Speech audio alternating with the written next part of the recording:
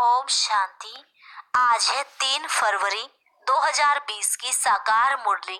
पहले सुनते हैं मुरली की मुख्य पॉइंट्स। बाबा ने कहा, तुम्हें किसी भी हालत में सबको त्रिमूर्ति शिव का परिचय देना है ताकि वह भी बाप से वर्षा ले सके। जैसे बाप ने मैसेंजर बन तुमको अपना परिचय दिया, अब तुम्हारी फर्ज अदाई है घर घर में बाप का पैगाम देना। अभी तुम ये ज्ञान स्नान कर परी अर्थात मनुष्य से देवता बन रहे हो। पानी की गंगा में स्नान करने से कोई पावन नहीं बन सकता। आगे कहा, तुम्हें पढ़ाने वाला स्वयं भगवान है, इसलिए तुम्हारी खुशी का पारावार न हो। एक बाप की श्रीमत पर चलने वाले ही देवता बनेंगे। फिर कहा, तुम सबको माली बन बगीचा तैयार करना है, फिर बागवान बाप के सामने लाना है। माली बनकर नए नयों की परवरिश करनी है। तुम्हें सबको कांटों से फूल बनाना है। बाबा ने आज विशेष कहा, रोज मुरली में जो नई नई पॉइंट्स आती हैं उनके नोट्स बनाने चाहिए और बीच बीच में रिवाइज करके फिर औरों को समझाने चाहिए। लास्ट में बाबा ने कहा, बाप आए हैं तुम्हें काम चिता से उतार ज्ञान चिता पर बिठाने। अभी मुरली सुनाकर तुम्हें विष पीना छुड़ाते हैं। अब मुरली विस्तार से। ओम शांति। मुरली का सार, मीठे बच्चे, तुम्हारी फर्ज अदाई है घर घर में बाप का पैगाम देना। कोई भी हालत में युक्ति रचकर बाप का परिचय हर एक को अवश्य दो। प्रश्न, तुम बच्चों को किस एक बात का शौक रहना चाहिए? उत्तर, जो नई नई पॉइंट्स निकलती हैं उनको अपने पास नोट करने का शौक रहना चाहिए, क्योंकि इतनी सब पॉइंट्स याद रहना मुश्किल है। नोट्स लेकर फिर कोई को समझाना है, ऐसे भी नहीं कि लिख कर फिर कॉपी पड़ी रहे। जो बच्चे अच्छी रीति समझते हैं उन्हें नोट्स लेने का बहुत शौक रहता है। गीत लाख जमाने वाले डाले दिलों पर ताले, हम तुमको ना भूले। ओम शांति। मीठे मीठे रूहानी बच्चों ने गीत सुना। रूहानी बच्चे ये अक्षर एक बाप ही कह सकते हैं। रूहानी बाप बिगर कभी कोई किसको रूहानी बच्चे कह नहीं सकते। बच्चे जानते हैं सब रूहों का एक ही बाप है, हम सब भाई भाई हैं। गाते भी हैं ब्रदरहुड, फिर भी माया की प्रवेशता ऐसी है जो परमात्मा को सर्वव्यापी कह देते हैं तो फादरहुड हो पड़ता है। रावण राज्य पुरानी दुनिया में ही होता है, नई दुनिया में राम राज्य अथवा ईश्वरीय राज्य कहा जाता है। ये समझने की बातें हैं। दो राज्य जरूर हैं, ईश्वरीय राज्य और आसुरी राज्य। नई दुनिया और पुरानी दुनिया। नई दुनिया जरूर बाप ही रचते होंगे। इस दुनिया में मनुष्य नई दुनिया और पुरानी दुनिया को भी नहीं समझते हैं, गोया कुछ नहीं जानते हैं। तुम भी कुछ नहीं जानते थे, बेसमझ थे। नई सुख की दुनिया कौन स्थापन करता है? फिर पुरानी दुनिया में दुख क्यों होता है? स्वर्ग से नर्क कैसे बनता है? ये किसको भी पता नहीं है। इन बातों को तो मनुष्य ही जानेंगे ना। देवताओं के चित्र भी है तो जरूर आदि सनातन देवी देवताओं का राज्य था, इस समय नहीं है। यह है प्रजा का प्रजा पर राज्य। बाप भारत में ही आते हैं। मनुष्यों को ये पता नहीं है कि शिव बाबा भारत में आकर क्या करते हैं, अपने धर्म को ही भूल गए हैं। तुमको अब परिचय देना है त्रिमूर्ति और शिव बाप का। ब्रह्मा देवता, विष्णु देवता, शंकर देवता कहा जाता है। फिर कहते हैं शिव परमात्मा नमः। तो तुम बच्चों को त्रिमूर्ति शिव का ही परिचय देना है, ऐसे ऐसे सर्विस करनी है।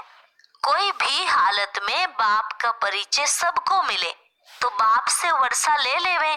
तुम जानते हो हम अभी वर्षा ले रहे हैं और भी बहुतों को वर्षा लेना है। हमारे ऊपर फर्ज अदाई है घर घर में पैगाम देने की। वास्तव में मैसेंजर एक बाप ही है। बाप अपना परिचय तुमको देते हैं तुमको फिर औरों को बाप का परिचय देना है, बाप की नॉलेज देनी है। मुख्य है त्रिमूर्ति शिव, इनका ही कोट ऑफ आर्म्स भी बनाया है। गवर्नमेंट इनका यथार्थ अर्थ नहीं समझती है। उसमें चक्र भी दिया है, चरखे मिसल, और उसमें फिर लिखा है सत्यमेव जयते। इनका अर्थ तो निकलता नहीं, ये तो संस्कृत अक्षर है। अब बाप तो है ही ट्रुथ, वे जो समझाते हैं उससे तुम्हारी विजय होती है सारे विश्व पर। बाप कहते हैं मैं सच कहता हूँ, तुम इस पढ़ाई से सच सच नारायण बन सकते हो। वो लोग क्या क्या अर्थ निकालते हैं वे भी उनसे पूछना चाहिए। बाबा तो अनेक प्रकार से समझाते हैं। जहाँ जहाँ मेला लगता है वहाँ नदियों पर भी जाकर समझाओ। पतित पावनी गंगा तो हो नहीं सकती, नदियां सागर से निकली है, वह है पानी का सागर, उनसे पानी की नदियां निकलती हैं। ज्ञान सागर से ज्ञान की नदियां निकलेंगी। तुम माताओं में अब ज्ञान है, गौ मुख पर जाते हैं, उनके मुख से पानी निकलता है, समझते हैं ये गंगा का जल है। इतने पढ़े लिखे मनुष्य समझते नहीं कि यहाँ गंगा जल कहाँ से निकलेगा। शास्त्रों में है कि बाण मारा और गंगा निकल आई। अब ये तो है ज्ञान की बातें, ऐसे नहीं कि अर्जुन ने बाण मारा और गंगा निकल आई। कितना दूर दूर तीर्थों पर जाते हैं, कहते हैं शंकर की जटाओं से गंगा निकली, जिसमें स्नान करने से मनुष्य परी बन जाते हैं, मनुष्य से देवता बन जाते। ये भी परी मिसल है ना। अब तुम बच्चों को बाप का ही परिचय देना है, इसलिए बाबा ने ये चित्र बनवाए हैं। त्रिमूर्ति शिव के चित्र में सारी नॉलेज है। सिर्फ उन्हों के त्रिमूर्ति के चित्र में नॉलेज देने वाले शिव का चित्र नहीं है, नॉलेज लेने वाले का चित्र है। अभी तुम त्रिमूर्ति शिव के चित्र पर समझाते हो, ऊपर है नॉलेज देने वाला, ब्रह्मा को उनसे नॉलेज मिलती है जो फिर फैलाते हैं। इसको कहा जाता है ईश्वर के धर्म के स्थापना की मशीनरी। ये देवी देवता धर्म बहुत सुख देने वाला है। तुम बच्चों को अपने सत्य धर्म की पहचान मिली है। तुम जानते हो हमको भगवान पढ़ाते हैं, तुम कितना खुश होते हो। बाबा कहते हैं तुम बच्चों की खुशी का पारावार नहीं होना चाहिए, क्योंकि तुम्हें पढ़ाने वाला स्वयं भगवान है। भगवान तो निराकार शिव है, ना कि श्री कृष्ण। बाप बैठ समझाते हैं सर्व का सदगति दाता एक है। सदगति सतयुग को कहा जाता है, दुर्गति कलयुग को कहा जाता है। नई दुनिया को नई, पुरानी को पुरानी ही कहेंगे। मनुष्य समझते हैं अभी दुनिया को पुराना होने में 40,000 वर्ष चाहिए। कितना मूंझ पड़े हैं।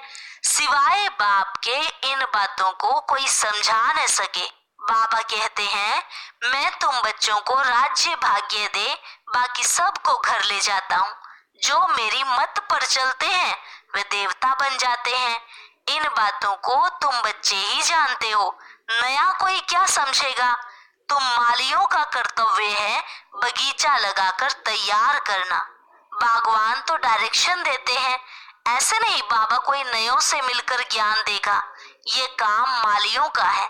समझो बाबा कलकत्ते में जाए तो बच्चे समझेंगे हम अपने ऑफिसर को, फलाने मित्र को बाबा के पास ले जाएं। बाबा कहेंगे वे तो समझेंगे कुछ भी नहीं, जैसे बुद्धू को सामने ले आकर बिठाएंगे। इसलिए बाबा कहते हैं नए को कभी बाबा के सामने लेकर ना आओ। ये तो मालियों का काम है, ना कि बागवान का। माली का काम है बगीचे को लगाना। बाबा तो डायरेक्शन देते हैं ऐसे ऐसे करो। इसलिए बाबा कभी नए से मिलता नहीं है, परंतु कहा मेहमान होकर घर में आते हैं तो कहते हैं दर्शन करें। आप हमको क्यों नहीं मिलने देते हो। शंकराचार्य आदि पास कितने जाते हैं। आजकल शंकराचार्य का बड़ा मर्तबा है, पढ़े लिखे हैं, फिर भी जन्म तो विकार से ही लेते हैं ना।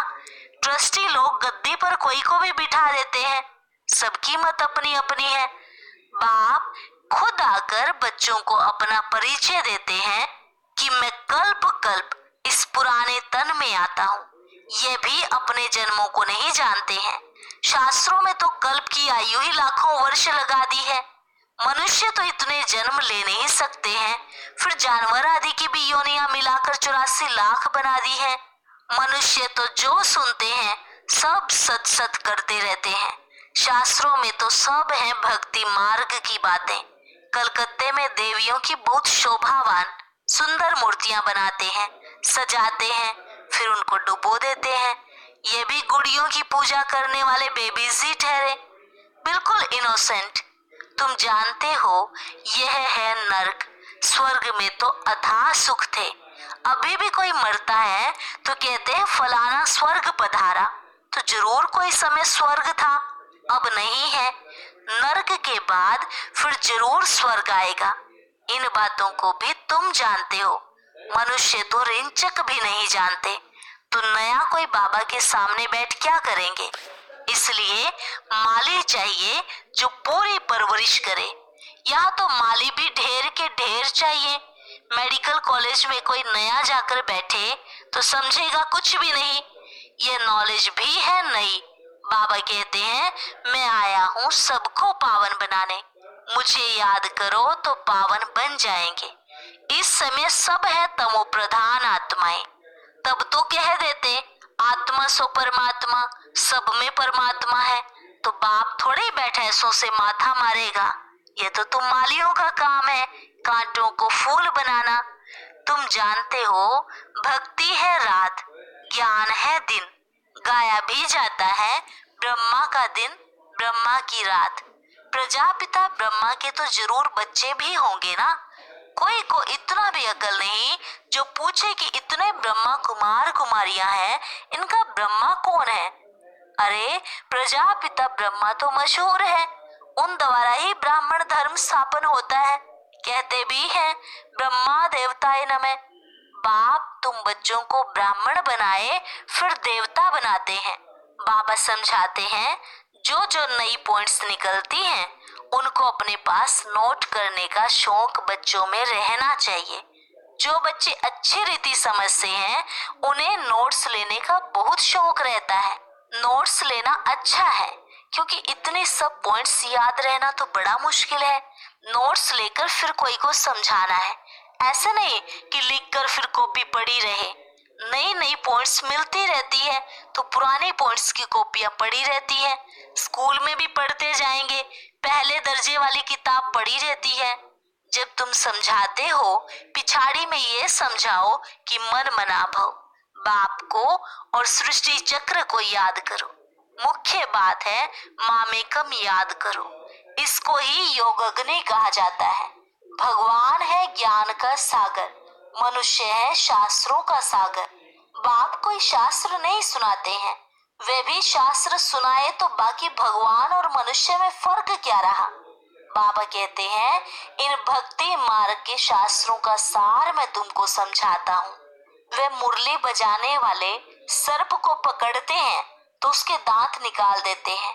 बाप भी विष पिलाना तुमसे छुड़ा देते हैं। इसी विष से ही मनुष्य पतित बने हैं। बाप कहते हैं इनको छोड़ो, फिर भी छोड़ते नहीं है। बाप गोरा बनाते हैं फिर भी गिरकर काला मुंह कर देते हैं। बाप आए हैं तुम बच्चों को ज्ञान चिता पर बिठाने। ज्ञान चिता पर बैठने से तुम विश्व के मालिक जगत जीत बन जाते हो।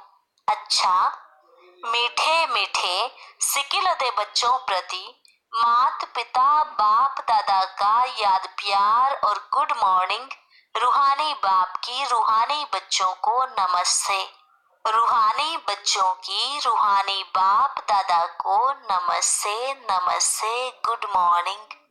धारणा के लिए मुख्य सार। पहली पॉइंट, सदा खुशी रहे कि हम सत धर्म की स्थापना के निमित्त हैं। स्वयं भगवान हमें पढ़ाते हैं। हमारा देवी देवता धर्म बहुत सुख देने वाला है। दूसरी पॉइंट, माली बन कांटों को फूल बनाने की सेवा करनी है। पूरी परवरिश कर फिर बाप के सामने लाना है, मेहनत करनी है। वरदान, हर शक्ति को कार्य में लगाकर वृद्धि करने वाले श्रेष्ठ धनवान व समझदार भव। हर शक्ति को कार्य में लगाकर वृद्धि करने वाले श्रेष्ठ धनवान व समझदार भव। समझदार बच्चे हर शक्ति को कार्य में लगाने की विधि जानते हैं।